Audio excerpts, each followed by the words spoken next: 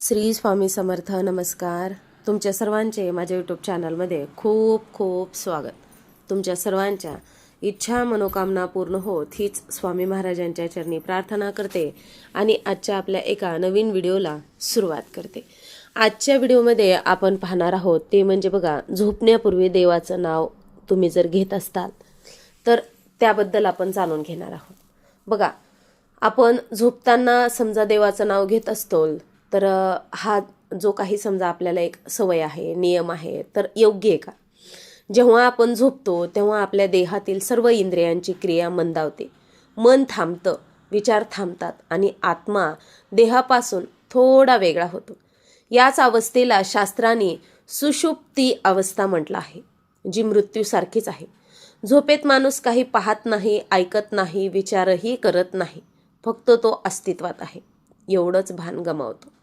आता हीच ती अवस्था जिथे आत्मा शरीराशी असलेलं तात्पुरतं नातं तोडून विश्रांती घेतो आणि म्हणूनच झोप म्हणजे अर्ध मृत्यू, कारण ती मृत्यूसारखी शांत, निर्विकार आणि चैतन्यहीन अवस्था आहे.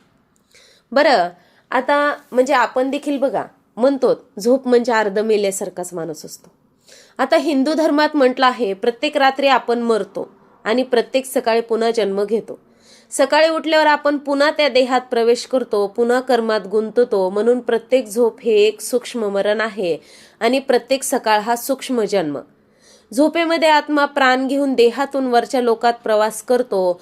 म्हणूनच कधीकधी आपण स्वप्नामध्ये मृत नातेवाईकांना भेटतो, काही अद्भुत दृश्य पाहतो, कारण ती स्वप्न केवळ कल्पना नसतात, ती आत्म्याच्या प्रवासाची झलक असते.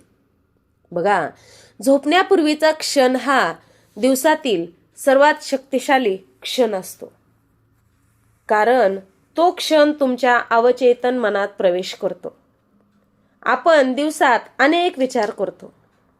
आता मन किती चंचल आहे हे मी नको सांगायला, काही चांगले, काही नकारात्मक, पण रात्री झोपण्यापूर्वीचा शेवटचा विचार थेट आपल्या आत्म्यावर ठसतो. म्हणून जर त्या क्षणी आपण देवाचं नाव घेतलं तर आपलं अवचेतन मन देवाचं स्मरण करत झोपतं आणि ती ऊर्जा संपूर्ण रात्रभर तुमच्या आत्म्याला संरक्षण देतं. देवाचं नाव हे केवळ शब्द नाही, तर तो एक स्पंदन आहे. ते स्पंदन तुमच्या शरीराच्या प्रत्येक पेशीत सकारात्मक ऊर्जा निर्माण करतं. श्री स्वामी समर्थ, राम, कृष्ण, शिव, देवी, विठ्ठल, कुठलंही नाव घेतलं तरी ते तुमच्या आत्म्याला शांत करतं. आता बघा, पौराणिक कथामध्ये देखील सांगितलेलं आहे, जो मनुष्य झोपण्यापूर्वी देवाचं स्मरण करतो त्याचं चित्त निर्मळ होतं, त्याचे पाप नष्ट होतात आणि मृत्यू आलाच तरी त्याला थेट मोक्ष प्राप्ती होते. ही गोष्ट अगदी खरं आहे, कारण झोप आणि मृत्यू याच्यातील फरक फक्त इतकाच, झोपेत आत्मा परत येतो, मृत्यूनंतर नाही. आत्मा हा ऊर्जा आहे, चैतन्य आहे. शरीर हे त्याचं साधन आहे. पण जेव्हा आपण झोपतो तेव्हा आत्मा शरीरातून बाहेर पडून सूक्ष्म जगात भ्रमण करतो. हा प्रवास आपण अनेकदा स्वप्न म्हणून अनुभवतो. काही स्वप्न खूप खरे वाटतात, काही आपल्या भविष्याची झलक दाखवतात, कारण त्यावेळी आत्मा काल आणि अवकाश यांच्या मर्यादा पलीकडे जातो. कर्मयोगानुसार झोपेत आत्मा दिवसभरातील कर्माची नोंद ठेवतो. ज्याने चांगले कर्म केले त्याचा आत्मा शांत विश्रांती घेतो आणि ज्याने अन्याय, क्रोध, द्वेष, अहंकार वाढवला त्याचा आत्मा झोपेतही अशांत राहतो. म्हणूनच तुम्ही पाहिलं असेल, काही लोक झोपूनही थकलेले वाटतात, कारण त्याचं मन झोपलं असलं तरी आत्मा शांत झाला नाही. देवाचं नाव घेऊन झोपणं म्हणजे आत्म्याला आधार देणं, जणू काही तो आपल्या परमेश्वराच्या सानिध्यात विश्रांती घेतो. जेव्हा आपण झोपण्यापूर्वी प्रार्थना करतो, देवाचं नाव घेतो, तेव्हा आपल्या मनातील नकारात्मकता, चिंता, द्वेष, अपराधभाव याचं शुद्धीकरण होतं. म्हणून हीच प्रक्रिया म्हणजे कर्मशुद्धी. देवाचं नाव घेणं म्हणजे देवाला आठवण नाही, तर स्वतःच्या आत्म्यातील देवत्वाला जागं करणं. त्यामुळे बघा, आपण देवाचं नाव घेणं किती पवित्र आहे. हिंदू धर्मात असं म्हटलं आहे, देवस्मरण पापनाशन भवती, म्हणजे देवाचं स्मरण हे पापांचा नाश करतं. झोपण्यापूर्वी केलेला थोडासा जप, नामस्मरण, शांतीची भावना ही तुमच्या पुढच्या दिवसाची ऊर्जा ठरवते. जर तुम्ही देवाचं नाव घेत झोपलात तर सकाळी उठल्यावर तुम्ही अधिक शांत, सकारात्मक आणि समाधानी असता. हीच ती देवकृपा हो, जो हळूहळू जीवनात उतरत जाते. देवाचं नाव हे केवळ श्रद्धेचं प्रतीक नाही, ते म्हणजे आत्म्याची दिशा. जेव्हा तुम्ही झोपण्यापूर्वी देवाचं स्मरण करता तेव्हा तुमचं चंचल मन शांत होतं.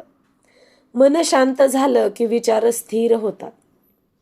विचार स्थिर झाले की कर्मात सातत्य येणं, आणि हाच सातत्य म्हणजे आपल्या प्रगतीचा पाया. देवाचं नाव म्हणजे परमशक्तीशी जोडलेली अदृश्य तारेची दोरी. ती दोरी जितकी घट्ट तितकं आयुष्य अधिक संतुलित आणि स्थिर होतं. अशा व्यक्तीचा आत्मा नेहमी संतुष्ट राहतो, कारण त्याला माहीत असतं की मी एकटा नाही, देव माझ्यासोबत आहे. अशा माणसाचं भाग्य स्वतः त्याचं नाव ओळखू शकतं. आयुष्यात अडथळे येतात पण तो डगमगत नाही. तो प्रत्येक सकाळी नव्या शक्तीने उभा राहतो, कारण त्याने प्रत्येक रात्र देवाच्या नावात विसावलेली असते. म्हणूनच देवाचं नाव घ्या. बघा, आपण जर देवाचं नाव घेतलं तर अगदी आपल्या आयुष्याचं सोनं होणार. कारण देवाचं नाव घेतलेलं आहे आपण, देवाच्या सानिध्यात रात्र घालवलेली आहे. कारण तेच देवाचं नाव आहे जे तुम्हाला अंधारातून प्रकाशाकडे, अशांततेतून समाधानाकडे आणि अपयशातून प्रगतीकडे नेईल. जीवन हा झोप आणि जागेपणाचा प्रवास आहे. रात्र आली की आपण झोपतो म्हणजे थोडं मरतो. सकाळ आली की उठतो म्हणजे पुन्हा जन्म घेतो. म्हणून प्रत्येक झोपण्याआधी देवाचं नाव घेणं म्हणजे आपल्या मृत्यूला पवित्र करणं. कधी माहीत नाही ती झोप शेवटची ठरेल की नाही, पण जर देवाचं नाव ओठावर असेल तर मृत्यू देखील मोक्षाचा मार्ग बनतो. म्हणून तुम्हाला सवय नसेल तर अगदी तुम्ही ज्या दिवशी हा व्हिडिओ बघताल त्या दिवसापासून सवय लावा. झोपण्याआधी एक क्षण डोळे बंद करा आणि फक्त एकदाच म्हणा, श्री स्वामी समर्थ, ओम नमः शिवाय, जय माता दी, जय श्रीराम, विठ्ठल विठ्ठल.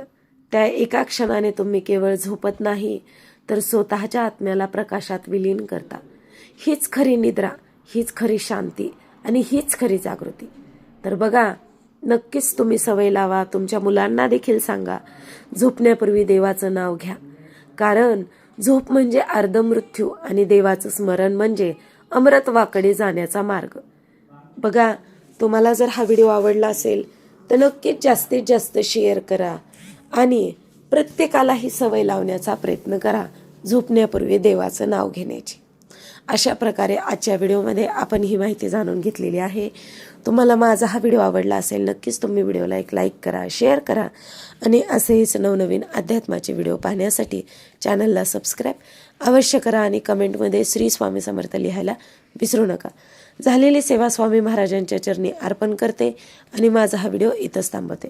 श्री स्वामी समर्थ. जय जय स्वामी समर्थ. धन्यवाद.